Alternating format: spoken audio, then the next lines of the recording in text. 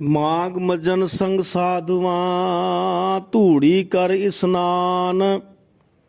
ਹਰ ਕਾ ਨਾਮ ਧਿਆਏ ਸੁਣ ਸਭਨਾ ਨੋ ਕਰ ਦਾਨ। ਮਾਘ ਦੇ ਮਹੀਨੇ ਦੇ ਵਿੱਚ ਮਹਾਰਾਜ ਸਾਨੂੰ ਕਿਉਂ ਉਪਦੇਸ਼ ਕਰਦੇ ਨੇ? ਇਸ ਪਾਵਨ ਸ਼ਬਦ ਦੇ ਰਾਹੀਂ ਆਓ ਸਤਿਗੁਰਾਂ ਜੀ ਦੇ ਉਪਦੇਸ਼ ਨੂੰ ਸਮਝਣ ਦਾ ਯਤਨ ਕਰੀਏ। ਗੁਰੂ ਰੂਪ ਸਾਧ ਸੰਗਤ ਜੀ, ਮਾਘ ਦੇ ਮਹੀਨੇ ਦੇ ਵਿੱਚ ਸਾਨੂੰ ਕੀ ਕਰਨਾ ਚਾਹੀਦਾ ਹੈ ਤੇ ਦੁਨੀਆ ਨੂੰ ਕੀ ਸੇਧ ਦੇਣੀ ਚਾਹੀਦੀ ਹੈ। ਧੰਨ ਧੰਨ ਸਾਹਿਬ ਸ੍ਰੀ ਗੁਰੂ ਗ੍ਰੰਥ ਸਾਹਿਬ ਜੀ ਦੀ ਬਾਣੀ ਸਾਧ ਸੰਗਤ ਜੀ ਇਹ ਉਪਦੇਸ਼ ਕਰਦੀ ਹੈ। ਉਪਦੇਸ਼ ਚੋਹ ਵਰਨਾ ਕੋ ਸਾਂਝਾ, ਗੁਰਮੁਖ ਨਾਮ ਜਪੈ ਉਦਰੈ ਸੋ ਕਲਮੈ ਘਟ ਘਟ ਨਾਨਕ ਮਾਝਾ। ਇਹ ਖੱਤਰੀ ਬ੍ਰਾਹਮਣ ਵੈਸ ਸੂਦ ਉਪਦੇਸ਼ ਚਾਰਿਆਂ ਨੂੰ ਕਰਦੀ ਹੈ, ਚਾਰੇ ਵਰਣਾਂ ਨੂੰ ਤੇ ਸਾਰੀ ਧਰਤੀ ਨੂੰ ਇਹ ਉਪਦੇਸ਼ ਕਰਦੀ ਹੈ। ਤੇ ਇਸ ਮਾਘ ਦੇ ਜਿਹੜਾ ਮਹੀਨਾ ਹੈ ਨਾ, ਹਿੰਦੂ ਧਰਮ ਦੇ ਵਿੱਚ ਇਸ ਦੀ ਬੜੀ ਮਹਾਨਤਾ ਹੈ। ਸਿੱਖਾਂ ਦੇ ਵਿੱਚ ਤਾਂ ਮੈਂ ਆਪ ਜੀ ਨੂੰ ਬੇਨਤੀ ਕਰਾਂ, ਸਿੱਖਾਂ ਦੀ ਜਿਹੜੀ ਡਿਊਟੀ ਹੈ ਨਾ, ਸਿੱਖਾਂ ਦੀ ਡਿਊਟੀ ਸਾਰੀ ਦੁਨੀਆ ਤੋਂ ਵੱਖਰੀ ਹੈ। ਗੁਰੂ ਗ੍ਰੰਥ ਸਾਹਿਬ ਜੀ ਦੀ ਬਾਣੀ ਦਾ ਉਪਦੇਸ਼ ਹੈ ਸਤਿਗੁਰਾਂ ਜੀ ਦਾ ਕਿ ਸਾਹੀ ਘੜੀ ਸੁਲੱਖਣੀ ਜਿਤ ਪ੍ਰਭ ਆਵੈ ਚਿਤ, ਜਿਤ ਦਿਨ ਵਿਸਰੈ ਪਾਰ ਬ੍ਰਹਮ ਸੁਆਮੀ ਭਿਟ ਭਲੇਰੀ ਰੁੱਤ। ਕਿ ਉਹੀ ਘੜੀ ਸੁਹਾਵਣੀ ਹੈ, ਉਹੀ ਘੜੀ ਭਾਗਾਂ ਵਾਲੀ ਹੈ ਜਿਸ ਦਿਨ ਅਸੀਂ ਪਰਮੇਸ਼ਰ ਨੂੰ ਸਿਮਰਦੇ ਹਾਂ। ਤੇ ਜਿਹੜਾ ਇਹ ਮਾਘ ਦਾ ਮਹੀਨਾ ਹੈ ਨਾ, ਇਸ ਦੇ ਬਾਰੇ ਅਸੀਂ ਵਿਚਾਰਾਂ ਜਦੋਂ ਕਰਦੇ ਹਾਂ, ਗੁਰੂ ਗ੍ਰੰਥ ਸਾਹਿਬ ਜੀ ਦੀ ਬਾਣੀ ਨੂੰ ਜਦੋਂ ਅਸੀਂ ਪੜ੍ਹਦੇ ਹਾਂ ਨਾ, ਤੇ ਸਾਨੂੰ ਬਹੁਤ ਕੁਝ ਸਮਝਣ ਨੂੰ ਮਿਲਦਾ ਹੈ। ਦਿਮਾਗ ਦੇ ਜਿਹੜੇ ਭਰਮ ਦੇ ਪੜ੍ਹਦੇ ਨੇ ਉਹ ਸਤਿਗੁਰਾਂ ਜੀ ਦੀ ਬਾਣੀ ਸਾਡੇ ਖੋਲ੍ਹ ਦਿੰਦੀ ਹੈ। ਤੇ ਜਿਹੜਾ ਇਹ ਮਹੀਨਾ ਹੈ ਨਾ, ਇਸ ਮਹੀਨੇ ਦੇ ਵਿੱਚ ਪ੍ਰਯਾਗ ਦੇ ਵਿੱਚ ਨਾ ਹਿੰਦੂ ਧਰਮ ਦੇ ਜਿਹੜੇ ਲੋਕ ਨੇ ਉਹ ਸ਼ਾਸਤਰਾਂ ਦੇ ਅਨੁਸਾਰ ਉਸ ਦੇ ਵਿੱਚ ਲਿਖਿਆ ਹੋਇਆ ਹੈ, ਬੜਾ ਇਸ਼ਨਾਨ ਕਰਦੇ ਸੀ, ਆਪਣੇ ਆਪ ਨੂੰ ਉੱਥੇ ਇਸ਼ਨਾਨ ਕਰਾ ਕੇ ਬੜੇ ਭਾਗਾਂ ਵਾਲੇ ਸਮਝਦੇ ਸਨ। ਤੇ ਮਾਘ ਦੀ ਜਿਹੜੀ ਪੂਰਨਿਮਾ ਹੈ, ਜਿਹਨੂੰ ਅਸੀਂ ਪੂਰਨਮਾਸੀ ਕਹਿੰਦੇ ਹਾਂ, ਇਸ ਦੇ ਵਿੱਚ ਵੀ ਇਹਨਾਂ ਦੇ ਨਹਾਉਣ ਦੀ ਬੜੀ ਮਹਾਨਤਾ ਹੈ। ਪਰ ਸਿੱਖ ਧਰਮ ਦੇ ਵਿੱਚ ਸਾਡੀ ਡਿਊਟੀ ਕੀ ਹੈ, ਉਸ ਨੂੰ ਵੀ ਅਸੀਂ ਸਮਝਣਾ। ਇਹ ਸ਼ਬਦ ਇਹਨਾਂ ਲੋਕਾਂ ਨੂੰ ਹੀ ਸਮਝਾਉਣ ਵਾਸਤੇ ਮਹਾਰਾਜ ਨੇ ਜਿੱਥੇ ਜਿੱਥੇ ਮਹਾਰਾਜ ਨੇ ਪ੍ਰਚਾਰ ਦੌਰੇ ਕੀਤੇ ਨੇ, ਉਦਾਸੀਆਂ 'ਤੇ ਗਏ ਨੇ, ਉਹ ਇਹਨਾਂ ਲੋਕਾਂ ਨੂੰ ਸਮਝਾਉਣ ਦਾ ਯਤਨ ਕੀਤਾ। ਤੇ ਮਾਘ ਦਾ ਜਿਹੜਾ ਮਹੀਨਾ ਹੈ, ਪ੍ਰਯਾਗ ਦੇ ਵਿੱਚ ਜਾ ਕੇ ਲੋਕੀ ਨਾ ਤੀਰਥਾਂ 'ਤੇ ਇਸ਼ਨਾਨ ਕਰਕੇ ਆਪਣੇ ਆਪ ਨੂੰ ਸੁੱਚਾ ਕਰਕੇ ਤੇ ਪ੍ਰਮਾਤਮਾ ਦੇ ਨਾਲ ਜੋੜਨ ਦਾ ਯਤਨ ਕਰਦੇ ਸਨ। ਉਸ ਨੂੰ ਸਤਿਗੁਰਾਂ ਜੀ ਨੇ ਜਿਹੜਾ ਦੱਸਿਆ ਨਾ ਕਿ ਭਾਈ ਤੇਰੇ ਜੀਵਨ ਦੇ ਵਿੱਚ ਹਰ ਵੇਲੇ, ਸਿੱਖ ਦੇ ਜੀਵਨ ਦੇ ਵਿੱਚ ਹਰ ਵੇਲੇ ਮਾਘ ਹੋਣਾ ਚਾਹੀਦਾ ਹੈ। ਤੇ ਸਤਿਗੁਰਾਂ ਜੀ ਦੀ ਬਾਣੀ ਦਾ ਮੈਂ ਉਪਦੇਸ਼ ਕਰਾਨਾ, ਜਦੋਂ ਅਸੀਂ ਪੜ੍ਹਦੇ ਹਾਂ ਤੇ ਸਾਨੂੰ ਇਹ ਸਮਝਣ ਨੂੰ ਮਿਲਦਾ ਹੈ ਕਿ ਬ੍ਰਾਹਮਣ ਗਿਆਸ ਕਰੈ ਚੌਬੀਸਾ ਕਾਜੀ ਮੈਂ ਰਮਜ਼ਾਨਾ। ਬ੍ਰਾਹਮਣ ਗਿਆਸ ਕਰੈ ਚੌਬੀਸਾ ਕਾਜੀ ਮੈਂ ਰਮਜ਼ਾਨਾ। 11 ਮਾਸ ਪਾਸ ਕਹਿ ਰਾਖੈ ਏਕੈ ਮਾਏ ਨਿਧਾਨਾ। ਇਹ ਗੁਰੂ ਸਾਹਿਬ ਜੀ ਦਾ ਉਪਦੇਸ਼ ਹੈ ਨਾ, ਇਹ ਦੋਵਾਂ ਵਰਣਾਂ ਨੂੰ ਪੰਜਵੇਂ ਪਾਤਸ਼ਾਹ ਜੀ ਦੀ ਪਵਿੱਤਰ ਰਚਨਾ ਰਾਹੀਂ ਨਿਕਲਿਆ ਹੋਇਆ ਹੈ। ਇਹ ਦੋਵੇਂ ਜਿਹੜੇ ਹਿੰਦੂ ਅਤੇ ਮੁਸਲਮਾਨ ਸੀ, ਉਹਨਾਂ ਨੇ ਕੀ ਕਰਿਆ ਹੋਇਆ, ਹਿੰਦੂ ਧਰਮ ਦੇ ਵਿੱਚ ਮਾਘ ਦੇ ਮਹੀਨੇ ਦੀ ਮਹਾਨਤਾ ਹੈ ਤੇ ਮੁਸਲਮਾਨੀ ਧਰਮ ਦੇ ਵਿੱਚ ਰਮਜ਼ਾਨ ਦੇ ਮਹੀਨੇ ਦੀ ਮਹਾਨਤਾ ਹੈ। ਤੇ ਸਤਿਗੁਰਾਂ ਜੀ ਦੀ, ਕਬੀਰ ਜੀ ਦੀ ਬਾਣੀ ਦਾ, ਗੁਰੂ ਗ੍ਰੰਥ ਸਾਹਿਬ ਜੀ ਦੀ ਬਾਣੀ ਦਾ ਉਪਦੇਸ਼ ਆਪ ਜੀ ਨੇ ਸਰਵਣ ਕੀਤਾ ਹੈ ਕਿ ਬ੍ਰਾਹਮਣ ਗਿਆਸ ਕਰੈ ਚੌਬੀਸਾ। ਬ੍ਰਾਹਮਣ ਕਹਿੰਦਾ ਹੈ ਕਿ ਤੁਸੀਂ 24 ਇਕਾਦਸ਼ੀਆਂ ਜਿਹੜੀਆਂ ਹੁੰਦੀਆਂ ਨੇ, ਮਹੀਨੇ 12 ਮਹੀਨੇ ਹੁੰਦੇ ਨੇ, 12 ਮਹੀਨੇ ਦੇ ਵਿੱਚ ਇੱਕ ਹਨੇਰ ਵਾਲੀ ਆਉਂਦੀ ਹੈ, ਇੱਕ ਚੜ੍ਹਨੇ ਵਾਲੀ ਆਉਂਦੀ ਹੈ, ਉਹੀ ਸੇਮ ਟੂ ਸੇਮ ਅਸ਼ਟਮੀ, ਦਸਵੀਂ, ਇਕਾਦਸ਼ੀ, ਪੰਜਵੀਂ ਉਹੀ ਆਉਂਦੀਆਂ ਨੇ। ਤੇ ਉਹ ਇਕਾਦਸ਼ੀ ਨੂੰ ਬੜੀ ਮਹਾਨਤਾ ਦਿੰਦੇ ਨੇ। ਬ੍ਰਾਹਮਣ ਕਹਿੰਦਾ ਕਿ 24 ਇਕਾਦਸ਼ੀਆਂ ਦਾ ਵਰਤ ਰੱਖੋ। ਤੇ ਕਾਜੀ ਕੀ ਕਹਿੰਦੇ ਨੇ, ਕਾਜੀ ਮੈਂ ਰਮਜ਼ਾਨਾ। ब्राह्मण ग्यास करै 24 कांजी मैं रमजाना। 10 मास 11 मास आस कै राखै एक है माए दे निधाना। ते ਜਿਹੜੇ 11 ਮਹੀਨੇ ਨੇ ਉਹ ਮौज ਮਸਤੀ ਦੇ ਰਖ ਲਏ ਤੇ ਇੱਕ ਮਹੀਨੇ ਦੇ ਵਿੱਚ ਰਮਜ਼ਾਨ ਦੇ ਵਿੱਚ ਰੋਜ਼ਾ ਰੱਖ ਕੇ ਆਪਣੇ ਆਪ ਨੂੰ ਇਹ ਡਰਾਮਾ ਜਾ ਕਰਕੇ ਪਵਿੱਤਰ ਹੋਣ ਦਾ ਯਤਨ ਜਿਹੜਾ ਕਰਦੇ ਹੋਣ ਉਹ ਰੱਬ ਦੀ ਅੱਖਾਂ ਦੇ ਵਿੱਚ ਘੱਟ ਹੈ। ਤੇ ਹਿੰਦੂ ਵੀਰ ਕੀ ਕਰਦੇ ਨੇ ਮਾਘ ਦੇ ਮਹੀਨੇ ਦੇ ਵਿੱਚ ਬੜਾ ਦਾਨ ਕਰਨਗੇ। ਤੀਰਥ ਵਰਤ ਔਰ ਦਾਨ ਕਰ ਮਨ ਮੈਂ ਧਰੈ ਗੁਮਾਨ। ਨਾਨਕ ਨੇ ਫਲ ਜਾਤ ਤੇ ਜਿਉ ਕੁੰਚਰ ਇਸਨਾਨ। ਤੇ ਇਸ ਮਹੀਨੇ ਦੇ ਵਿੱਚ ਜਿਹੜਾ ਬੜਾ ਦਾਨ ਪੁੰਨ ਕਰਦੇ ਨੇ, ਸਿਮਰਨ ਕਰਦੇ ਨੇ, ਭਗਤੀ ਕਰਦੇ ਨੇ। ਤੇ ਭਾਈ 11 ਮਹੀਨੇ ਕਿੱਥੇ ਗਏ ਨੇ? ਮੈਂ ਕਹਿੰਦਾ ਅਸੀਂ ਕਹਿੰਦੇ ਹਾਂ, ਗੁਰਬਾਣੀ ਕਹਿੰਦੀ ਹੈ ਕਿ ਪ੍ਰਮਾਤਮਾ ਦਾ ਸਿਮਰਨ ਚੰਗਾ ਹੈ ਤੁਸੀਂ ਰਮਜ਼ਾਨ ਦੇ ਮਹੀਨੇ ਕਰਦੇ ਹੋ, ਚੰਗਾ ਹੈ ਤੁਸੀਂ ਮਾਘ ਦੇ ਮਹੀਨੇ 'ਚ ਕਰਦੇ ਹੋ, ਪਰ 11 ਜਿਹੜੇ ਮਹੀਨੇ ਨੇ ਨਾ ਉਹਨਾਂ ਦਾ ਭਾਰ ਜ਼ਿਆਦਾ ਹੋ ਜਾਣਾ ਹੈ। ਗੁਰੂ ਸਾਹਿਬ ਜੀ ਦਾ ਸਿੱਖ ਦੀ ਜਿਹੜੀ ਡਿਊਟੀ ਹੈ, ਸਿੱਖਾਂ ਨੂੰ ਤੇ ਗੁਰੂ ਸਾਹਿਬ ਜੀ ਦੀ ਸਮਝ ਹੋਣੀ ਚਾਹੀਦੀ ਹੈ। ਸਿੱਖਾਂ ਦੀ ਜਿਹੜੀ ਡਿਊਟੀ ਹੈ ਵੱਖਰੀ ਹੈ। 8 ਪਹਿਰ ਮੈਂ ਆਪ ਜੀ ਨੂੰ ਅੱਗੇ ਵੀ ਬੇਨਤੀ ਕਰਦਾ ਹੁੰਦਾ। ਉਹ ਬੇਨਤੀ ਇਹ ਹੈ ਕਿ ਸਾਥ ਸਾਥ ਸਿਮਰੋ ਗੋਬਿੰਦ। ਗੁਰਬਾਣੀ ਦਾ ਇਹ ਉਪਦੇਸ਼ ਹੈ, ਗੁਰੂ ਸਾਹਿਬ ਜੀ ਦਾ ਇਹ ਉਪਦੇਸ਼ ਹੈ ਕਿ 8 ਪਹਿਰ ਸਾਲਾਹੇ ਸਿਰਜਣਹਾਰ ਤੂੰ। ਜੀਵਾਂ ਤੇਰੀ ਦਾਤ ਕਿਰਪਾ ਕਰ ਮੂੰ। ਐ ਮੇਰੇ ਮਾਲਿਕ ਮੈਂ 8 ਪਹਿਰ ਤੇਰਾ ਸਿਮਰਨ ਕਰਾਂ। 8 ਪਹਿਰ। ਤੇ ਬੁੱਲੇ ਸ਼ਾਹ ਦੀ ਮੈਂ ਇੱਕ ਪੰਕਤੀ ਆਪ ਜੀ ਦੇ ਨਾਲ ਇੱਥੇ ਆਪ ਜੀ ਦੇ ਸਨਮੁਖ ਸੁਣਾਉਣ ਲੱਗਿਆ। ਬੁੱਲੇ ਸ਼ਾਹ ਤੁਸੀਂ ਸੁਣਦੇ ਹੋ ਕਿਤਾਬਾਂ ਦੇ ਵਿੱਚ, ਬੜਾ ਤਗੜਾ ਸੂਫੀ ਫਕੀਰ ਹੋਇਆ, ਜਿਸ ਦੀ ਨਜ਼ਮਾਂ ਗਾਏ ਜਾਂਦੀਆਂ ਨੇ, ਜਿਸ ਦੇ ਕਲਾਮ ਗਾਏ ਜਾਂਦੇ ਨੇ, ਜਿਸ ਦਾ ਅੱਜ ਕੱਲ੍ਹ ਸੂਫੀ ਦਾ ਜਿਹੜਾ ਮਹਾਨ ਜਿਹੜਾ ਯੋਧਾ ਹੈ ਨਾ ਉਹ ਹੀ ਬੁੱਲੇ ਸ਼ਾਹ ਹੈ। ਬੜਾ ਕੁਝ ਲਿਖ ਕੇ ਗਿਆ, ਕਾਫੀਆਂ ਨੇ ਉਹਦੀਆਂ ਬਹੁਤ ਸਾਰੇ, ਜਿਨ੍ਹਾਂ ਨੂੰ ਪੜ੍ਹ ਕੇ ਇੱਕ ਇੱਕ ਤੇ ਅੱਜ ਕੱਲ੍ਹ ਕੋਈ ਗਾਇਕ ਕੋਈ ਸ਼ਾਇਰ ਮਸ਼ਹੂਰ ਹੋ ਗਏ ਨੇ। ਤੇ ਪਰ ਉਸ ਨੂੰ ਮੁਸਲਮਾਨ ਸੀਗਾ ਉਹ, ਤੇ ਉਹ ਦੱਸਾਂ ਕੀ ਕਹਿ ਕੇ ਗਿਆ ਮੁਸਲਮਾਨਾਂ ਨੂੰ? ਮੁਸਲਮਾਨਾਂ ਨੂੰ ਸ਼ੀਸ਼ਾ ਵਿਖਾ ਕੇ ਗਿਆ ਕਿ 5 ਨਿਵਾਜ਼ਾਂ ਫਕਰ ਦੀਆਂ ਤੂੰ 5 ਕਾਦੀਆਂ ਪੜਦਾ। 24 ਨਮਾਜ਼ਾਂ ਫਕਰ ਦੀ, ਉਹ 5 ਨਹੀਂ 5 ਪੜ੍ਹਦੇ ਨੇ ਮੁਸਲਮਾਨ ਵੀਰ, 5 ਨਮਾਜ਼ਾਂ ਪੜ੍ਹਦੇ ਨੇ। ਤੇ ਬੁੱਲੇ ਸ਼ਾਹ ਉਹਨਾਂ ਨੂੰ ਕੀ ਕਹਿ ਕੇ ਗਿਆ ਕਿ 24 ਨਮਾਜ਼ਾਂ ਫਕਰ ਦੀ ਤੂੰ 5 ਕਾਦੀਆਂ ਪੜ੍ਹਦਾ। ਬੁੱਲੇ ਸ਼ਾਹ ਦਾ ਇੱਕੋ ਮਣਕਾ ਜਿਹੜਾ ਅੱਲਾ ਅੱਲਾ ਕਰਦਾ। ਬੁੱਲੇ ਸ਼ਾਹ ਦਾ ਇੱਕੋ ਹੀ ਮਣਕਾ ਹੈ। ਤੇ ਫਿਰ ਇਹ ਤਸਵੀਰ ਕਰੇ ਖੁਦਾਏ, ਤਸਵੀਰ ਫੇਰਦੇ ਨੇ, ਬੜਾ ਡਰਾਮਾ ਕਰਦੇ ਨੇ। ਤੇ ਹਿੰਦੂ ਕੀ ਕਰਦੇ ਨੇ? ਮਾਲਾ ਜਪਦੇ ਨੇ। ਸੇਮ ਟੂ ਸੇਮ ਹੈ। ਇਹ ਟੋਪਿਕ ਅਲੱਗ ਹੈ, ਮੈਂ ਇਸ 'ਤੇ ਕਦੇ ਹੋਰ ਆਪ ਜੀ ਨਾਲ ਸਾਂਝ ਕਰਾਂਗੇ, ਬੇਨਤੀਆਂ ਕਰਾਂਗੇ, ਗੁਰੂ ਸਾਹਿਬ ਜੀ ਦੇ ਉਪਦੇਸ਼ ਨੂੰ ਸਮਝਣ ਦਾ ਯਤਨ ਕਰਾਂਗੇ ਬੈਠ ਕੇ ਜੇ ਸਮਾਂ ਮਿਲਿਆ। ਤੇ ਅਸੀਂ ਹੁਣ ਆਪਣੇ ਸ਼ਬਦ ਵੱਲ ਨੂੰ ਆਈਏ। ਤੇ ਇਸ ਸਿੱਖੀ ਇਹ ਗੱਲ ਕਲੀਅਰ ਹੋ ਗਈ ਹੈ ਕਿ ਇਹ ਸ਼ਬਦ ਜਿਹੜਾ ਹੈ ਨਾ ਹਿੰਦੂਆਂ ਨੂੰ ਪ੍ਰਯਾਗ ਦੇ ਵਿੱਚ ਜਾ ਕੇ ਮਹਾਰਾਜ ਨੇ ਸਮਝਾਇਆ। ਤੇ ਹਰ ਕਾ ਨਾਮ ਧਿਆਏ ਸੁਣ ਸਭਨਾ ਨੌਕਰ ਦਾਨ। ਤੇ ਇਸ ਮਹੀਨੇ ਦੇ ਵਿੱਚ ਜਿਹੜੀ ਮਨਾਉਣ ਵਾਲੀ ਗੱਲ ਕੀਤੀ ਨਾ ਮਹਾਰਾਜ ਨੇ, ਮਾਘ ਮੱਜਨ ਸੰਗ ਸਾਧੂਆਂ। ਸੰਗ ਕਰਨਾ ਹੈ ਸਾਧੂਆਂ ਦਾ। ਸਾਧੂ ਕਿਹਨੂੰ ਕਹਿੰਦੇ ਨੇ? ਜਿਨ੍ਹੇ ਕਿਸੇ ਚੀਜ਼ ਦੀ ਸਾਧਨਾ ਕੀਤੀ ਹੋਈ ਹੈ, ਉਹਨਾਂ ਦਾ ਸੰਗ ਜਿਹੜਾ ਹੈ ਨਾ ਉਹ ਧੂੜੀ ਜਿਹੜੀ ਹੈ, ਧੂੜ ਦੇ ਵਿੱਚ ਇਸ਼ਨਾਨ ਥੋੜ੍ਹੀ ਹੁੰਦਾ। ਇਸ਼ਨਾਨ ਦੀ ਗੱਲ ਕਰੀ ਮਹਾਰਾਜ, ਇਸ਼ਨਾਨ ਹੁੰਦਾ ਪਾਣੀ ਦੇ ਨਾਲ। ਤੇ ਉੱਥੇ ਲੋਕੀ ਆਪਣੇ ਆਪ ਨੂੰ ਨਹਾ ਕੇ ਪਵਿੱਤਰ ਸਮਝਣ ਲੱਗ ਪੈਂਦੇ ਸਨ, ਪਰ ਨਹੀਂ। ਇੱਥੇ ਸਾਧੂਆਂ ਦੀ ਗੱਲ ਕੀਤੀ ਹੈ ਕਿ ਸਾਧਦੇ ਹੋਏ ਕਿਸੇ ਚੀਜ਼ ਦੀ ਸਾਧਨਾ ਕਰ ਲੈਂਦਾ ਹੈ ਕੋਈ। ਸਾਧਨਾ ਹੁਣ ਪ੍ਰਮਾਤਮਾ ਦੇ ਨਾਮ ਦੀ ਸਾਧਨਾ ਕੋਈ ਰੱਟੇ ਵਾਲੀ ਸਾਧਨਾ ਨਹੀਂ ਹੈ, ਉਹ ਗਿਆਨ ਵਾਲੀ ਸਾਧਨਾ ਹੈ।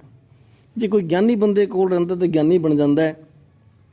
ਜੇ ਕੋਈ ਕੀਰਤਨ ਕਰਨ ਵਾਲੇ ਰਾਗੀ ਦੇ ਕੋਲ ਰਹਿੰਦਾ ਉਹ ਰਾਗੀ ਬਣ ਜਾਂਦਾ ਹੈ। ਕੋਈ ਤਬਲਾ ਵਜਾਉਣ ਵਾਲੇ ਦੇ ਕੋਲ ਰਹਿੰਦਾ ਜਾਂ ਸਿੱਖਦਾ ਹੈ, ਉਹਦਾ ਸੰਗ ਕਰਦਾ ਹੈ, ਉਹਦੀ ਧੂੜ ਦਾ ਮਤਲਬ ਹੈ ਉਹਦੇ ਨੇੜੇ ਰਹਿ ਕੇ ਉਹਦੇ ਹਰ ਉਪਦੇਸ਼ ਨੂੰ ਮੰਨਣਾ।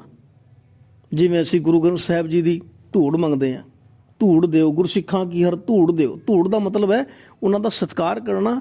ਉਹਨਾਂ ਦੇ ਕੋਲੋਂ ਜੇ ਉਹਨਾਂ ਦੇ ਕੋਲ ਚੀਜ਼ ਹੈ, ਸਾਧਨੀ, ਉਹ ਸਾਧਨਾ ਉਹਨਾਂ ਨੇ ਕੀਤੀ ਹੋਈ ਹੈ, ਉਹਨਾਂ ਨੇ ਕੋਈ ਕਮਾਈ ਹੈ, ਤੇ ਉਹ ਅਸੀਂ ਕਿਵੇਂ ਲਵਾਂਗੇ? ਨੀਵੇਂ ਹੋ ਕੇ।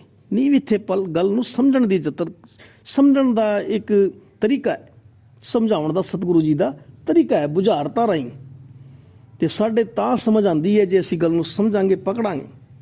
ਇਹ ਧੂੜੀ ਦੀ ਜਿਹੜੀ ਗੱਲ ਕੀਤੀ ਹੈ ਨਾ, ਧੂੜੀ ਦਾ ਮਤਲਬ ਹੈ ਕਿ ਉਹ ਸਾਧੂਆਂ ਨੇ, ਜਿਸੇ ਹੁਣ ਕੋਈ ਗੱਡੀ ਚਲਾਉਣ ਵਾਲਾ ਡਰਾਈਵਰ ਹੈ ਤੇ ਉਸ ਦਾ ਸੰਗ ਕਰਕੇ ਨਾ, ਧੂੜੀ ਦਾ ਮਤਲਬ ਹੈ ਉਸਦੇ ਘਟਾ ਮਿੱਟੀ ਦੇ ਨਾਲ, ਉਸਦੇ ਹਰ ਹਾਲਾਤਾਂ ਦੇ ਵਿੱਚ ਅਸੀਂ ਉਸਦੇ ਨਾਲ ਰਹੇ ਹਾਂ ਤੇ ਉਹ ਡਰਾਈਵਰ ਬਣ ਜਾਂਦਾ। 3-4 ਸਾਲਾਂ 'ਚ, ਸਾਲ 'ਚ ਡਰਾਈਵਰ ਬਣ ਜਾਂਦੇ ਨੇ। ਕੋਈ ਇੰਜੀਨੀਅਰ ਦੇ ਨਾਲ ਰਹਿੰਦਾ, ਉਹ ਸਾਥ ਕੋਈ ਟੀਚਰ ਹੈ, ਉਹਦੇ ਨਾਲ ਅਸੀਂ ਰਵਾਂਗੇ ਤੇ ਉਹਦੀ ਇਸ਼ਨਾਨ ਕਰਾਂਗੇ, ਉਹਦੇ ਮਾਹੌਲ ਦੇ ਵਿੱਚ ਰੰਗੇ ਜਾਵਾਂਗੇ, ਉਸਦੇ ਵਿਚਾਰਾਂ ਦੇ ਨਾਲ ਅਸੀਂ ਇਸ਼ਨਾਨ ਕਰਾਂਗੇ ਤੇ ਸਾਡਾ ਕੀ ਹੁੰਦਾ ਫਿਰ, ਮਾਘ ਮੱਜਨ ਸੰਗ ਸਾਧਵਾਂ ਧੂੜੀ ਕਰ ਇਸ਼ਨਾਨ, ਉਸਦੇ ਨਾਲ ਅਸੀਂ ਸਾਰਾ ਆਪਣੇ ਆਪ ਨੂੰ ਪਵਿੱਤਰ ਕਰ ਲਾਂਗੇ। ਸਰੀਰ ਪਵਿੱਤਰ ਤਾਂ ਨਹਾ ਕੇ ਹੋ ਜਾਂਦਾ, ਜਿਵੇਂ ਗੰਗਾ ਦੇ ਵਿੱਚ ਨਹਾਉਂਦੇ ਆ, ਬਾਥਰੂਮ 'ਚ ਨਹਾਉਂਦੇ ਆ, ਸਾਬਣ ਲਾਉਂਦੇ ਆ, ਸਰੀਰ ਤਾਂ ਪਵਿੱਤਰ ਹੋ ਗਿਆ। ਤੇ ਵਿਚਾਰਾਂ ਨੂੰ ਵੀ ਪਵਿੱਤਰ ਕਰਨਾ ਹੈ। ਵਿਚਾਰਾਂ ਨੂੰ ਪਵਿੱਤਰ ਕਿਵੇਂ ਕਰਾਂਗੇ? ਤੇ ਅਸੀਂ ਉਸੇ ਵਿਚਾਰਾਂ ਵਾਲੀ ਧੂੜੀ ਦੇ ਨਾਲ ਇਸ਼ਨਾਨ ਕਰਾਂਗੇ। ਜੇ ਅਸੀਂ ਵਿਚਾਰਾਂ ਵਾਲੀ ਜਿਸ ਉਹ ਗੱਲ ਨੂੰ ਸਮਝਾਉਣਾ ਚਾਹੁੰਦਾ ਹੈ, ਉਸ ਗੱਲ ਨੂੰ ਅਸੀਂ ਸਮਝਾਂਗੇ ਤੇ ਅਸੀਂ, ਸਾਡੀ ਸੁਰਤ ਵੀ ਇਸ਼ਨਾਨ ਕਰਦੀ ਪਈ ਹੈ। ਤੇ ਉਹ ਇਸ਼ਨਾਨ ਕਰਕੇ ਫਿਰ ਅਸੀਂ ਕੀ ਕਰਨਾ ਹੈ? ਪਵਿੱਤਰ ਹੋ ਕੇ ਹਰ ਕਾ ਨਾਮ ਧਿਆਏ ਸੁਣ ਸਭਨਾ ਨੌਕਰ ਦਾਨ। ਫਿਰ ਉਹ ਨਹਾ ਲੈਣਾ, ਅਸੀਂ ਉਹਦੇ ਵਿਚਾਰਾਂ ਦੀ ਧੂੜ ਦੇ ਨਾਲ ਇਸ਼ਨਾਨ ਕਰ ਲਿਆ। ਫਿਰ ਅਸੀਂ ਕੀ ਕਰਾਂਗੇ? ਜਾ ਕੇ ਦੂਜਿਆਂ ਨੂੰ ਸਮਝਾਵਾਂਗੇ, ਜਾ ਕੇ ਦੂਜਿਆਂ ਨੂੰ ਸਮਝਾਵਾਂਗੇ। ਫਿਰ ਦੂਜਿਆਂ ਨੂੰ ਸਮਝਾਵਾਂਗੇ ਜਾ ਕੇ, ਫਿਰ ਦੱਸਾਂ ਕੀ ਹੋਣਾ ਹੈ? ਜਾ ਕੇ ਦੂਜਿਆਂ ਨੂੰ ਸਮਝਾਵਾਂਗੇ, ਫਿਰ ਸਾਡਾ ਇਹ ਜਿਹੜਾ ਜੀਵਨ ਹੈ ਨਾ, ਉਹ ਸਫਲਾ ਹੋ ਜਾਣਾ ਹੈ। ਹਰ ਕਾ ਨਾਮ ਧਿਆਏ, ਧਿਆ ਲਿਆ, ਸੁਣ ਲਿਆ, ਫਿਰ ਜਾ ਕੇ ਉਸ ਦਾ ਦਾਨ ਕਰਨਾ ਹੈ। ਹਰ ਕਾ ਨਾਮ ਧਿਆਏ ਸੁਣ ਸਭਨਾ ਨੌਕਰ ਦਾਨ। ਫਿਰ ਉਹਨੂੰ ਵੰਡਾਂਗੇ ਤੇ ਵੰਡੇਗਾ ਬੰਦਾ ਉਹੀ ਜਿਹਦੇ ਕੋਲ ਕੋਈ ਚੀਜ਼ ਹੋਏਗੀ, ਜਿਹਦੇ ਕੋਲ, ਜਿਸਨੇ ਕੋਈ ਚੀਜ਼ ਦੀ ਕਮਾਈ ਕੀਤੀ ਹੋਈ ਹੈ। ਹੁਣ ਕਿਸੇ ਦੇ ਕੋਲ ਪੈਸੇ ਨੇ, ਪੈਸੇ ਵੰਡ ਦਿੰਦਾ ਹੈ। ਕਿਸੇ ਕੋਲ ਲੰਗਰ ਹੈ, ਲੰਗਰ ਵੰਡ ਦਿੰਦਾ ਹੈ। ਕਿਸੇ ਕੋਲ ਦਾਲਾਂ ਨੇ, ਦਾਲਾਂ ਵੰਡ ਦਿੰਦਾ ਹੈ। ਤੇ ਕਿਸੇ ਦੇ ਕੋਲ ਗਿਆਨ ਹੈ ਤੇ ਗਿਆਨ ਵੰਡ ਦਿੰਦਾ ਹੈ। ਜੇ ਅਸੀਂ ਕਮਾਈ ਕੀਤੀ ਹੋਈ, ਸਾਧਨਾ ਕੀਤੀ ਹੋਈ, ਸਾਧੂਆਂ ਦੇ ਪਾਸੋਂ ਕੋਈ ਗਿਆਨ ਵਾਲੀ ਗੱਲ ਸਿੱਖੀ ਹੈ, ਤੇ ਸਭ ਤੋਂ ਵੱਡਾ ਸਾਧੂ ਦੱਸਾਂ ਕੀ ਹੈ? ਮਹਾਰਾਜ ਦੀ ਬਾਣੀ। ਇਹ ਸਾਦੀ ਹੋਈ ਬਾਣੀ ਹੈ, ਧੁਰ ਦੀ ਬਾਣੀ ਹੈ। ਇਸ ਤੋਂ ਉੱਪਰ ਕੋਈ ਸਾਧੂ ਹੈ ਹੀ ਨਹੀਂ। ਸਾਰੇ ਝੂਠੇ ਸਾਧੂ ਨੇ। ਸਾਰੇ ਸਾਧੂ ਇਸ ਧਰਤੀ ਦੇ ਜਿੰਨੇ ਵੀ ਨੇ, ਝੂਠੇ ਹੀ ਨੇ। ਅੱਜ ਤੱਕ ਝੂਠੇ ਸਾਧੂ ਨੇ ਜਿੰਨੇ ਵੀ ਨੇ। ਤੇ ਧੁਰ ਕੀ ਬਾਣੀ ਆਈ ਤਿਨ ਸਗਲੀ ਚਿੰਤ ਮਿਟਾਈ। ਧੁਰ ਦੀ ਜਿਹੜੀ ਬਾਣੀ ਹੈ ਨਾ, ਇਹ ਧੁਰ ਦੀ ਬਾਣੀ ਧੁਰ ਤੋਂ ਆਈ ਹੈ, ਸਦੀ ਹੋਈ ਹੈ, ਬਿਲਕੁਲ ਸਾਫ ਸੁਥਰੀ। ਤੇ ਸਾਡੇ ਵਿਚਾਰਾਂ ਨੂੰ ਇਸ਼ਨਾਨ ਕਰਾ ਦੇਣਾ ਇਸਨੇ। ਤੇ ਜਦੋਂ ਅਸੀਂ ਇਸ ਨੂੰ ਸੁਣ ਲਵਾਂਗੇ, ਸਮਝ ਲਵਾਂਗੇ, ਤੇ ਫਿਰ ਅਸੀਂ ਅੱਗੇ ਲੋਕਾਂ ਨੂੰ ਇਸ ਦਾ ਦਾਨ ਕਰ ਸਕਦੇ ਹਾਂ। ਗਰੀਬ ਬੰਦਾ ਕੀ ਕਰ ਸਕਦਾ ਹੈ? ਗ੍ਰੰਥੀ, ਪਾਠੀ, ਕਥਾਵਾਚਕ ਕੀ ਕਰ ਸਕਦੇ ਨੇ? ਗਿਆਨੀ ਕੀ ਕਰ ਸਕਦੇ ਨੇ? ਵਿਚਾਰਾਂ ਦਾ ਲੰਗਰ ਲਾ ਸਕਦੇ हैं। ਤੇ ਦਾਨ ਕਰਨਾ ਹੀ ਹੈ। ਹਰ ਕਾ ਨਾਮ ਧਿਆਏ ਸੁਣ ਸਭਨਾ ਨੌਕਰ ਦਾਨ। ਦੁਨੀਆ ਦੇ ਲੋਕ ਕੋਈ ਸੋਨਾ ਦਾਨ ਕਰ ਦਿੰਦਾ, ਕੋਈ ਜ਼ਮੀਨ ਦਾਨ ਕਰ ਦਿੰਦਾ, ਕੋਈ ਹੀਰੇ ਮੋਤੀ, ਗੱਡੀਆਂ, ਕਾਰਾਂ ਸਭ ਦਾਨ ਕਰਦੇ ਨੇ। ਪਰ ਗਰੀਬ ਬੰਦਾ ਕੀ ਕਰ ਸਕਦਾ? ਉਹ ਵੀ ਦਾਨ ਕਰ ਸਕਦਾ ਹੈ। ਉਹ ਸਿਮਰਨ ਕਰਕੇ ਪਰਮਾਤਮਾ ਦੇ ਗੁੱਝੇ ਭੇਦ ਸਿੱਖ ਕੇ ਉਹ ਲੋਕਾਂ ਨੂੰ ਸਿਖਾ ਸਕਦਾ ਹੈ। ਤੇ ਫਿਰ ਕੀ ਹੁੰਦਾ? ਸਾਧ ਸੰਗਤ ਜੀ, ਜਨਮ ਕਰਮ ਮਲ ਉਤਰੈ ਮਨ ਤੇ ਜਾਏ ਗੁਮਾਨ। ਫਿਰ ਜਿਹੜੇ ਜਨਮ ਦੇ ਵਿੱਚ ਆਪਾਂ ਕਰਮ ਕਰਦੇ ਹਾਂ ਨਾ, ਕਈ ਜਨਮ ਭਏ ਕੀਟ ਪਤੰਗਾ, ਕਈ ਜਨਮ ਗਜ ਮੀਲ ਕੁਰੰਗਾ, ਕਈ ਜਨਮ ਪੰਖੀ ਸਰਬ ਹੋਇਓ, ਕਈ ਜਨਮ ਹੈਵਰ ਬਿਰਖ ਜੋਇਓ, ਮਿਲ ਜਗਦੀਸ਼ ਮਿਲਨ ਕੀ ਬਰਿਆ, ਚਿਰੰਕਾਲੇ ਦੇ ਸੰਜਰੀਆ। ਚਿਰੰਕਾਲ ਤੋਂ ਇਹ ਜਿਹੜੇ ਅਸੀਂ ਸਾਨੂੰ ਜੀਵਨ ਮਿਲਿਆ ਨਾ, ਤੇ ਇਹ ਜਿਹੜਾ ਨਾ, ਇਸ 'ਤੇ ਜਿਹੜੀ ਮਲ ਚੜ੍ਹਦੀ ਨਾ, ਸਾਡੇ ਰੋਜ਼ ਵਿਕਾਰਾਂ ਦੀ ਮਲ ਚੜ੍ਹ ਜਾਂਦੀ ਹੈ, ਰੋਜ਼ ਚੜ੍ਹ ਜਾਂਦੀ ਹੈ, ਸਵੇਰੇ ਹੀ ਸ਼ੁਰੂ ਹੋ ਜਾਂਦੀ ਹੈ। ਤੇ ਜਦੋਂ 12 ਬਰਸ ਦੇ ਹੋ ਗਏ ਨਾ, ਤੇ 12 ਬੱਚਾ ਸਾਫ਼ ਹੁੰਦਾ ਹੈ, ਤੇ ਉਹ ਛੋਟਾ ਛੋਟਾ ਉਹ ਵੱਡਾ ਹੁੰਦਾ ਨਾ, ਜਨਮ ਗਿਆ, ਤੇ ਫਿਰ ਕਰਮਾਂ ਦੀ ਮੈਲ ਚੜ੍ਹਦੀ ਚਲੀ ਜਾਂਦੀ ਹੈ ਨਾ। ਫਿਰ ਜਨਮ ਕਰਮ ਮਲ ਉਤਰੈ, ਉਹ ਸਾਰੀ ਮੈਲ ਲੈ ਜਾਂਦੀ ਹੈ। ਮਨ ਤੇ ਜਾਏ ਗੁਮਾਨ। ਫਿਰ ਜਦੋਂ ਪ੍ਰਮਾਤਮਾ ਦਾ ਸਾਨੂੰ ਗਿਆਨ ਪ੍ਰਾਪਤ ਹੋ ਜਾਂਦਾ ਨਾ, ਫਿਰ ਮਨ 'ਤੇ ਜਿਹੜਾ ਉਹ ਗੁਮਾਨ ਵਾਲਾ, ਹੰਕਾਰ ਵਾਲੀ, ਈਗੋ ਵਾਲੀ ਮੈਲ ਚੜ੍ਹਦੀ ਜਾਂਦਾ, ਉਹ ਸਾਰੀ ਆਪਾਂ ਤੀਰਥ ਕਰਦੇ ਨਾ। ਬੜਾ ਕਾ ਤੀਰਥ ਬਰਤ ਅਰਦਾਨ ਕਰ, ਮਨ ਮੈਂ ਧਰੈ ਗੁਮਾਨ, ਨਾਨਕ ਨੇ ਫਲ ਜਾਤੇ ਜਿਉ ਕੁੰਚਰ ਇਸ਼ਨਾਨ। ਬਾਣੀ ਕਹਿੰਦੀ ਹੈ ਇਸ ਗੁਰੂ ਗ੍ਰੰਥ ਸਾਹਿਬ ਜੀ ਦੀ, ਕਿ ਮਨ 'ਤੇ ਜਿਹੜਾ ਸਾਡਾ ਗੁਮਾਨ ਮਿਟਦਾ ਚਲਾ ਜਾਂਦਾ ਹੈ। ਤੇ ਕਾਮ ਕ੍ਰੋਧ ਨਾ ਮੋਹੀਐ, ਬਿਨਸੈ ਲੋਭ ਸੁਆਨ। ਕਾਮ ਕ੍ਰੋਧ ਨਾ ਮੋਹੀਐ। ਫਿਰ ਕਾਮ, ਕ੍ਰੋਧ, ਮੋਹ, ਇਹ ਬਿਨਸੈ ਲੋਭ, ਕੁੱਤੇ ਵਾਲੇ ਲੋਭ ਕਹਿੰਦੇ ਕੁੱਤੇ ਨੂੰ। ਉਹ ਲੋਭੀ ਕੁੱਤਾ ਜਿਹੜਾ ਭਜਦਾ ਚਾਰੇ ਪਾਸੇ ਨੂੰ ਟੁਕੜਾ ਖਾਤਰ, ਕਿਸੇ ਦੇ ਅੱਗੇ ਪੂਛ ਲਾਉਂਦਾ ਹੈ, ਫਿਰ ਇੱਧਰ ਵੀ ਮੂੰਹ ਮਾਰ ਲੈਂਦਾ, ਇੱਧਰ ਵੀ ਮੂੰਹ ਮਾਰ ਲੈਂਦਾ। ਕਾਮ ਕ੍ਰੋਧ ਨਾ ਮੋਹੀ ਹੈ, ਬਿਨ ਸਹਿ ਲੋਭ ਲੋਭ ਕੁੱਤੇ ਵਾਲੀ ਅਵਸਥਾ ਵੀ ਸਾਡੀ ਜਿਹੜੀ ਹੈ ਨਾ ਉਹ ਨਾਸ ਹੋ ਜਾਣੀ ਹੈ। ਸੱਚੇ ਮਾਰਗ ਚਲਦਿਆਂ ਉਸਤਤ ਕਰੇ ਜਹਾਨ। ਤੇ ਸੱਚੇ ਮਾਰਗ ਤੇ ਚਲਦਿਆਂ ਨਾ ਸੁੱਚੇ ਹੋ ਜਾਂਦੇ ਨਾ। ਸੱਚੇ ਦਾ ਮਤਲਬ ਹੈ ਸੁੱਚਾ, ਤੇ ਸੁੱਚੇ ਨੂੰ ਨਾ ਸਾਂਭ ਕੇ ਰੱਖਦੇ ਨੇ ਲੋਕ। ਤੇ ਜਿਹੜੇ ਮੈਲਾ ਹੈ ਨਾ, ਮੈਲਾ ਜੇ ਕੱਪੜੇ ਮੈਲੇ ਨੇ ਨਾ ਤੇ ਦੁਨੀਆ ਵੀ ਪ੍ਰਵਾਨ ਨਹੀਂ ਕਰਦੀ, ਦੁਨੀਆ ਵੀ ਪਿੱਛੇ ਭੱਜ ਜਾਂਦੀ ਹੈ, ਦੁਨੀਆ ਵੀ ਸਾਫ਼ ਸੁਥਰੀ ਚੀਜ਼ ਨੂੰ ਮੰਨਦੀ ਹੈ। ਤੇ ਜਦੋਂ ਅਸੀਂ ਸੱਚ ਦੇ ਮਾਰਗ ਤੇ ਚੱਲਦੇ ਹਾਂ ਨਾ ਫਿਰ ਅਸੀਂ ਸਾਫ਼ ਸੁੱਚੇ ਬਣ ਜਾਂਦੇ ਹਾਂ। ਸੱਚ ਦਾ ਮਤਲਬ ਹੈ ਸੁੱਚਾ। ਸੱਚੇ ਮਾਰਗ ਚਲਦਿਆਂ ਉਸਤਤ ਕਰੇ ਜਹਾਨ। ਫਿਰ ਜਹਾਨ ਦਾ ਮਤਲਬ ਦੱਸਿਆ ਕੀ ਹੈ? ਇਹ ਜਗਤ ਦੀ ਸ਼ੋਭਾ, ਜਗਤ ਵੀ ਸ਼ੋਭਾ ਕਰਦਾ ਫਿਰਦਾ ਹੈ ਫਿਰ ਸੱਚੇ ਬੰਦੇ ਦੀ। ਬਾਅਦ 'ਚ ਭਾਵੇਂ ਸਮਾਂ ਜਿਹੜਾ ਨਾ, ਸਮਾਂ ਉਹਨਾਂ ਨੂੰ ਬਦਲੀ ਧੁੰਦਲਾ ਸਕਦੀ ਹੈ, ਪਰ ਸੱਚ ਦੀ ਜਿਹੜੀ ਹੈ ਨਾ ਜੈ ਜੈਕਾਰ, ਸਮਾਂ ਸੱਚ ਨੂੰ ਐਂਦਾ ਪ੍ਰਗਟ ਕਰਦਾ ਹੈ, ਇਸ ਤਰ੍ਹਾਂ ਪ੍ਰਗਟ ਕਰਦਾ ਹੈ ਕਿ ਸੂਰਜ ਤੋਂ ਵੀ ਜ਼ਿਆਦਾ ਸੱਚ ਦਾ ਪ੍ਰਕਾਸ਼ ਹੈ। ਜਿਵੇਂ ਤੁਸੀਂ ਦੇਖਿਆ ਨਾ ਗੁਰੂ ਗੋਬਿੰਦ ਸਿੰਘ ਜੀ ਦਾ ਇਤਿਹਾਸ ਪੜ੍ਹਦੇ ਹਾਂ, ਮਹਾਰਾਜ ਜੀ ਦਾ, ਅਸੀਂ 10ਵੇਂ ਪਾਤਸ਼ਾਹ ਦਾ, ਉਹ ਸੱਚ 'ਤੇ ਚੱਲਣ ਵਾਲੇ ਸੀ। ਸਾਰੀ ਦੁਨੀਆ ਨਾਲ ਛੜ ਗਈ ਸੀ ਉਹਨਾਂ ਦਾ। ਕਿੰਨੇ ਰਾਜੇ, ਹਜ਼ਾਰਾਂ ਰਾਜੇ, ਘੱਟੋ ਘੱਟ ਕਈ ਸੌ ਰਾਜੇ ਸੀਗੇ, ਜਿਹੜੇ 50-60 ਰਾਜੇ ਜਿਹੜੇ ਪਹਾੜੀ, ਉਹ ਸਾਰੇ ਉਹ ਸਰਕਾਰਾਂ ਦੇ, ਜ਼ਾਲਮ ਸਰਕਾਰਾਂ ਦੇ ਉਹ ਟੈਕਸ ਦੇ ਕੇ ਆਪਣੇ ਉਹਨਾਂ ਦੇ ਅੱਗੇ ਮਿੰਨਤਾਂ ਕਰ ਕਰਕੇ ਆਪਣੇ ਬਚੇ ਹੋਏ ਸਨ। ਉਹਨਾਂ ਦੇ ਅੱਗੇ ਗੁਲਾਮ ਬਣ ਗਏ ਸਨ ਸਾਰੇ, ਪਰ ਮੇਰੇ ਪਾਸਾ ਨਹੀਂ। ਸਾਰੀ ਦੁਨੀਆ ਉਹਨਾਂ 'ਤੇ ਵੱਖਰੀ ਹੋ ਗਈ, ਪਰ ਰੱਬ ਨਾਲ ਸੀ। ਤੇ ਅੱਜ ਉਹਨਾਂ ਰਾਜਿਆਂ ਨੂੰ ਕੌਣ ਪੁੱਛਦਾ ਜਿਨ੍ਹਾਂ ਨੇ ਗੁਰੂ ਗੋਬਿੰਦ ਸਿੰਘ ਜੀ ਦਾ ਸਾਥ ਨਹੀਂ ਦਿੱਤਾ? ਉਹਨਾਂ ਨੂੰ ਜਿਹੜੇ ਜ਼ੁਲਮਾਂ ਜ਼ਾਲਮ ਸਰਕਾਰਾਂ ਸੀ ਉਹਨਾਂ ਨੂੰ ਕੌਣ ਪੁੱਛਦਾ? ਜੁੱਤੀਆਂ ਲੱਗਦੀਆਂ ਕਿ ਨਹੀਂ? ਤੇ ਛੋਟੇ ਸਾਹਿਬਜ਼ਾਦੇ, 4 ਸਾਹਿਬਜ਼ਾਦੇ, ਬਾਬਾ ਅਜੀਤ ਸਿੰਘ ਜੀ, ਜੁਝਾਰ ਸਿੰਘ ਜੀ, ਜੋਰਾਵਰ ਸਿੰਘ ਜੀ, ਬਾਬਾ ਫਤਿਹ ਸਿੰਘ ਜੀ, ਮਾਤਾ ਗੁਜਰੀ ਸਸਤੇ ਤੱਲੇ ਨਾ। ਤੇ ਫਿਰ ਸਮੇਂ ਨੇ ਉਹਨਾਂ ਨੂੰ ਢੱਕ ਲਿਆ ਨਾ, ਧੁੰਦਲੀ ਨੇ, ਬਦਲੀ ਨੇ ਤਾਂ ਢੱਕ ਲਿਆ। ਪਰ ਅੱਜ ਇਤਿਹਾਸ ਉਹਨਾਂ ਦਾ ਨਾ, ਸੂਰਜ ਜਿਹੜਾ ਨਾ, ਜਦੋਂ ਤੱਕ ਧਰਤੀ 'ਤੇ ਸੂਰਜ ਪੈਣਾ ਉਸ ਵੇਲੇ ਤੱਕ ਉਹਨਾਂ ਦਾ ਇਤਿਹਾਸ ਰਹਿਣਾ ਹੈ, ਕਿਉਂਕਿ ਉਹ ਸੱਚ ਸੀ। ਸੱਚੇ ਮਾਰਗ ਚਲਦਿਆਂ ਉਸਤਤ ਕਰੇ ਜਹਾਨ। ਅੱਜ ਦੇਖਿਆ ਨਾ ਬਾਲ ਦਿਵਸ ਮਨਾਉਂਦੀ ਫਿਰਦੀਆਂ ਸਰਕਾਰਾਂ, ਪਰ ਉਹ ਬਾਲ ਨਹੀਂ, ਉਹ ਤੋਂ ਮੈਂ ਕਹਿ ਰਿਹਾ ਬਾਬੇ ਵੀ ਘੱਟ ਨੇ। ਅਸੀਂ ਬਾਬਾ ਜੁਝਾਰ ਸਿੰਘ ਜੀ, ਬਾਬਾ ਅਜੀਤ ਸਿੰਘ ਜੀ, ਬਾਬਾ ਦਾ ਮਤਲਬ ਹੈ ਬਹੁਤ ਮਹਾਨ, ਬਹੁਤ ਸਿਆਣਾ। ਜਿੰਨੀ ਵੀ ਉਸਤਤ ਕਰ ਲਓ ਨਾ ਉਹਨਾਂ ਦੀ ਉਨੀ ਘੱਟ ਹੈ। ਤੇ ਅੱਜ ਇਹ ਸਰਕਾਰਾਂ ਇਲੈਕਸ਼ਨਾਂ ਕਰਕੇ ਪੰਜਾਬ ਦੇ ਵਿੱਚ ਉਹਦੇ ਨਾਲ ਹੀ ਇਹਨਾਂ ਨੂੰ ਜੋੜ ਦਿੰਦੀਆਂ, ਬਾਲ ਦਿਵਸ ਮਨਾਵਾਂਗੇ ਜੀ। ਚਲੋ ਠੀਕ ਹੈ, ਤੁਸੀਂ ਆਪਣੇ ਹਿਸਾਬ ਨਾਲ ਮਨਾ ਰਹੇ ਹੋ, ਪਰ ਉਹਨਾਂ ਦਾ ਸਤਿਕਾਰ ਵੀ ਕਰੋ, ਉਹਨਾਂ ਵਰਗੇ ਬਣੋ ਵੀ। ਸਿਰਫ ਉਹਨਾਂ ਨੂੰ ਯੂਜ ਹੀ ਨਾ ਕਰੋ ਇੱਕ ਸਿੱਖਾਂ ਨੂੰ ਉੱਲੂ ਬਣਾਉਣ ਵਾਸਤੇ, ਸਿੱਖਾਂ ਨੂੰ ਬੁੱਧੂ ਬਣਾਉਣ ਵਾਸਤੇ ਉਹਨਾਂ ਨੂੰ ਯੂਜ ਨਾ ਕਰੋ। ਸਿੱਖਾਂ ਦੀ ਅੱਖਾਂ ਤੇ ਦਿਮਾਗ 'ਚ ਘੱਟਾ ਨਾ ਪਾਓ। ਉਹ ਬਾਬਾ 4 ਸਾਹਿਬਜ਼ਾਦਾ ਜਿਹੜਾ ਇਤਿਹਾਸ ਹੈ ਨਾ, ਉਸ ਨੂੰ ਬਾਲ ਦਿਵਸ ਦੇ ਰੂਪ 'ਚ ਰਾਸ਼ਟਰ, ਛੋਟਾ ਜਿਹਾ ਰਾਸ਼ਟਰ ਨਹੀਂ, ਉਹਨਾਂ ਦਾ ਸਾਰੀ ਧਰਤੀ ਦੇ ਰਾਜਾ ਸਗਲੀ ਸਿੱਠ ਕੇ ਸਨ। ਉਹ ਸਾਰੀ ਧਰਤੀ ਦੇ ਰਾਜਾ ਸੀ, ਸਾਰੇ ਕੋਟ ਬ੍ਰਹਿਮੰਡ ਕੇ ਠਾਕੁਰ ਸਨ। ਕੋਟ ਬ੍ਰਹਿਮੰਡ ਕੋ ਠਾਕੁਰ ਸੁਆਮੀ ਸਰਬ ਜੀਆਂ ਕਾ ਦਾਤਾ ਰੇ। ਉਹਨਾਂ ਦੇ ਅੰਦਰ ਵੈਰ ਨਿਰਵੈਰ ਨਹੀਂ ਸਨ, ਪਰ ਜ਼ੁਲਮ ਦੇ ਅੱਗੇ ਝੁਕੇ ਨਹੀਂ। ਬਾਣੀ ਦਾ ਉਪਦੇਸ਼ ਹੈ, ਹਰ ਕਾ ਸੇਵਕ ਹਰੀ ਜਿਹਾ, ਭੇਦ ਨਾ ਜਾਣੋ ਮਾਨਸ ਦੇ ਆ।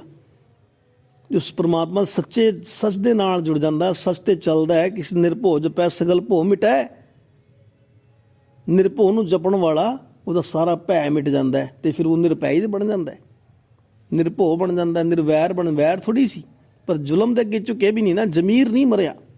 ਤੇ ਅੱਜ ਸੱਚੇ ਮਾਰਗ ਚਲਦਿਆਂ ਉਸਤਤ ਕਰੇ ਜਹਾਨ, ਇਹ ਪੰਕਤੀ ਮੈਂ ਉਹਨਾਂ ਦੀ ਯਾਦ ਕਰਨ ਦੇ ਦਿੰਦੀ ਹੈ।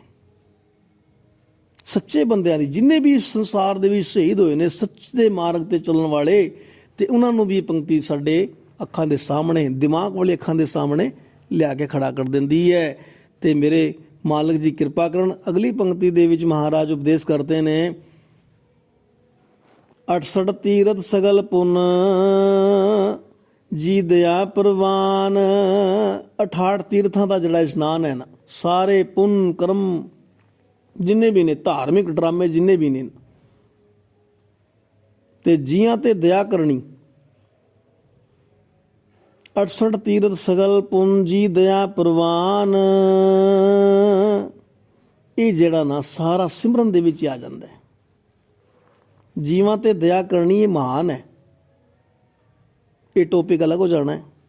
68 ਤੀਰਥ ਸਗਲ ਪੂੰਜੀ ਦਇਆ ਪ੍ਰਵਾਨ। ਤੇ ਅਸੀਂ ਸਿਮਰਨ ਦੇ ਵਿੱਚ ਹੀ ਸਾਰੀ ਇਹ ਜਿਹੜੀ ਮਹਾਨਤਾਵਾਂ ਨੇ ਇਹ ਬੰਦੇ ਦੇ ਅੰਦਰ ਪ੍ਰਗਟ ਹੋ ਜਾਂਦੀਆਂ ਨੇ। 68 ਤੀਰਥਾਂ ਤੇ ਨਹਾਉਂਦੇ ਫਿਰਦੇ ਨੇ ਲੋਕੀ, ਤੇ ਸਿਮਰਨ ਕਰਕੇ ਸਾਰੇ ਤੀਰਥ ਪ੍ਰਾਪਤ ਹੋ ਜਾਂਦੇ ਨੇ। ਸਾਰੇ ਸੂਰਤ ਨੂੰ ਇਸ਼ਨਾਨ ਕਰਾ ਲਓ, ਸਰੀਰ ਨੂੰ ਇਸ਼ਨਾਨ ਕਰਾਉਣ ਦੀ ਤਾਂ ਗੱਲ ਹੀ ਨਹੀਂ ਕੀਤੀ ਮਹਾਰਾਜ ਨੇ। ਸਰੀਰ ਵਾਸਤੇ ਦੱਸਾਂ ਕੀ ਲਿਖਿਆ ਹੈ, ਜਲ ਕੈ ਮੱਜਨ ਜੇ ਗਤ ਹੋਵੈ ਨਿਤ ਨਿਤ ਮੈਂਡੁਕ ਨਹਾਵੈ, ਜੈਸੇ ਮੈਂਡੁਕ ਤੈਸੇ ਓਏ ਨਰ ਫਿਰ ਜੋਨੀ ਆਵੈ। ਇਹ ਗੁਰੂ ਗ੍ਰੰਥ ਸਾਹਿਬ ਜੀ ਦਾ ਉਪਦੇਸ਼ ਹੈ, ਮੇਰਾ ਨਹੀਂ ਹੈ ਨਾ ਤੁਹਾਡਾ ਹੈ। ਇਹ ਧੁਰ ਦੀ ਬਾਣੀ ਦਾ ਉਪਦੇਸ਼ ਹੈ। ਗੁਰੂ ਗ੍ਰੰਥ ਸਾਹਿਬ ਜੀ ਸਾਨੂੰ ਸਾਡੇ ਕੰਨਾਂ ਵਿੱਚ ਹੁਕਮ ਰਾਹੀਂ ਸਾਡੇ ਕੰਨਾਂ ਵਿੱਚ ਪਾ ਰਹੇ ਨੇ ਬਾਣੀ, ਕਿ ਇਹ ਵੀ ਨਾ ਨਹਾ ਕੇ ਆਪਣਾ ਆਪ ਨੂੰ ਪਵਿੱਤਰ ਸਮਝ ਲਈ।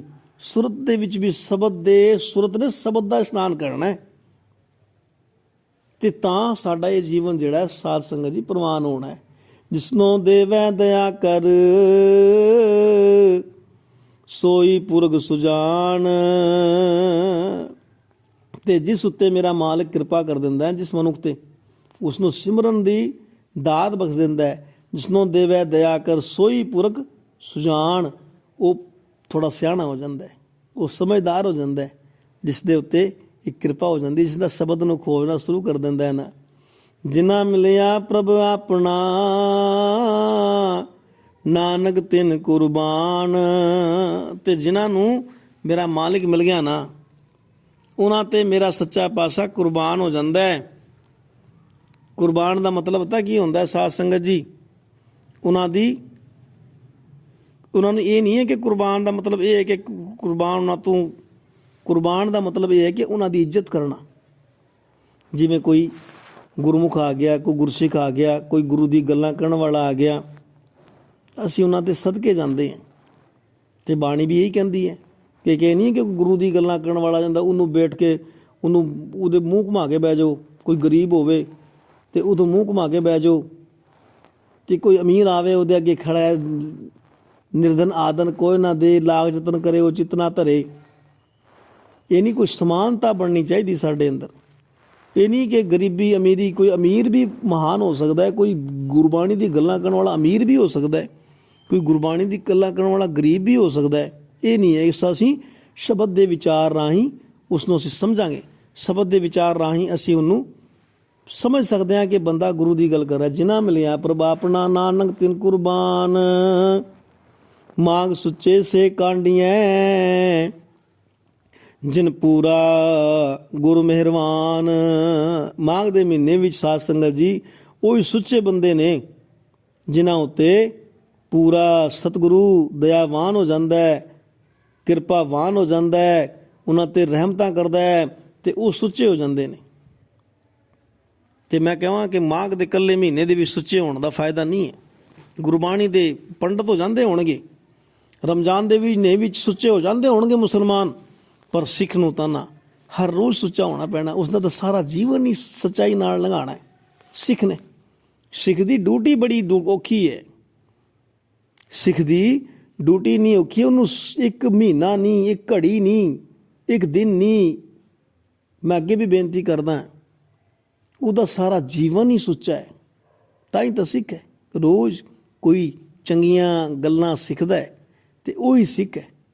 ਚੰਗੀਆਂ ਗੱਲਾਂ ਰੋਜ਼ ਸਿੱਖਦਾ ਹੈ ਤੇ ਅੱਗੇ ਸਭਨਾਂ ਨੂੰ ਦਾਨ ਵੀ ਕਰਦਾ ਹੈ। ਇਹ ਨਹੀਂ ਕਿ ਚੁੱਪ ਕਰਕੇ ਬਹਿ ਜਾਣਾ ਜਾਂ ਭਭੂਤੀ ਲਾ ਕੇ ਬਹਿ ਜਾਣਾ। ਉਹ ਧੂੜੀ ਦੀ ਗੱਲ ਕਰਤੀ ਨਾ ਮਹਾਰਾਜ ਨੇ, ਮਾਘ ਬੱਜਨ ਸੰਗ ਸਾਧੂਆਂ ਧੂੜੀ ਕਰ ਇਸ਼ਨਾਨ। ਧੂੜੀ ਦੇ ਵਿੱਚ ਇਸ਼ਨਾਨ ਦੀ ਗੱਲ ਦੱਸੀ ਨਾ ਮਹਾਰਾਜ ਨੇ, ਕਾਹਦੇ ਵਾਸਤੇ ਲਿਖੀ ਹੋਈ ਹੈ। ਉਹ ਧੂੜੀ ਦਾ ਵੀ ਇਸ਼ਨਾਨ ਹੁੰਦਾ ਹੈ।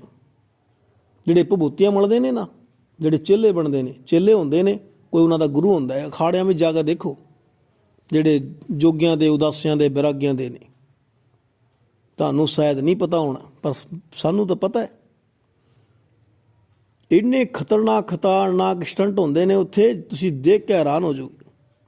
ਚੀਮਟੇ ਮਾਰੇ ਜਾਂਦੇ ਨੇ ਤੱਤੇ।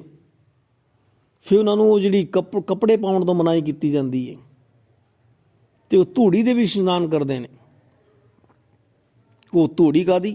ਉਹ ਜੇ ਸਾਧੂ ਨੇ ਧੂਣਾ ਜਗਦਾ ਉੱਥੇ, ਉਹ ਧੂੜੀ ਦੀ ਜਿਹੜੀ ਸੁਆਹ ਹੁੰਦੀ ਹੈ ਨਾ, ਉਸ ਸਵਾਹ ਦੇ ਨਾਲ ਉਸ ਸਵਾਹ ਨੂੰ ਨਾ ਸਰ 'ਚ ਪਾਇਆ ਜਾਂਦਾ ਹੈ, ਪਿੰਡ ਤੇ ਮਲਿਆ ਜਾਂਦਾ, ਉਹਦੇ ਨਾਲ ਇਸ਼ਨਾਨ ਕਰਦੇ, ਨਹਾਉਂਦੇ ਨਹੀਂ ਕਈ ਮਹੀਨੇ ਉਹ।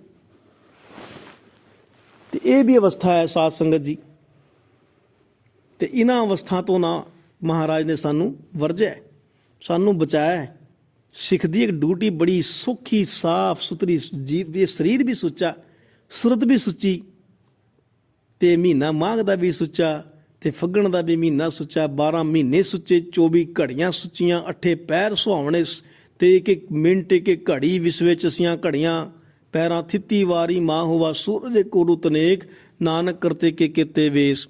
ਇਹ ਸਾਰਾ ਵਿਸਵਾ ਚਸੀਆਂ ਘੜੀਆਂ ਸਾਰੀਆਂ ਸੁੱਚੀਆਂ ਹੋ ਜਾਣੀਆਂ ਨੇ ਜੇ ਸਾਨੂੰ ਸਤਿਗੁਰੂ ਜੀ ਦਾ ਉਪਦੇਸ਼, ਸਤਿਗੁਰੂ ਜੀ ਦੀ ਬਾਣੀ ਸਾਨੂੰ ਸਮਝ ਆ ਜਾਵੇ। ਜੇ ਇਸ ਬਾਣੀ ਦੇ ਰਾਹੀਂ ਅਸੀਂ ਆਪਣੇ ਜੀਵਨ ਨੂੰ ਸਵਾਰਨ ਦਾ ਯਤਨ ਕਰੀਏ ਤੇ ਸਾਡਾ ਜਿਹੜਾ ਹੈ ਗੁਰੂ ਰੂਪ ਸਾਧ ਸੰਗਤ ਜੀ, ਇਹ ਲੋਕ ਸੁਖੀਏ ਪਰਲੋਕ ਸੁਹੇਲੇ ਹੋ ਜਾਣੇ ਨੇ। ਤੋ ਸਾਧ ਸੰਗਤ ਜੀ, ਇਨ੍ਹਾਂ ਕੋ ਬੇਨਤੀਆਂ ਆਪ ਜੀ ਨੇ ਪ੍ਰਵਾਨ ਕਰਨੀ, ਹੋਈਆਂ ਭੁੱਲਾਂ त्रुटियां ਮਾਫ ਕਰਨੀ ਜੀ।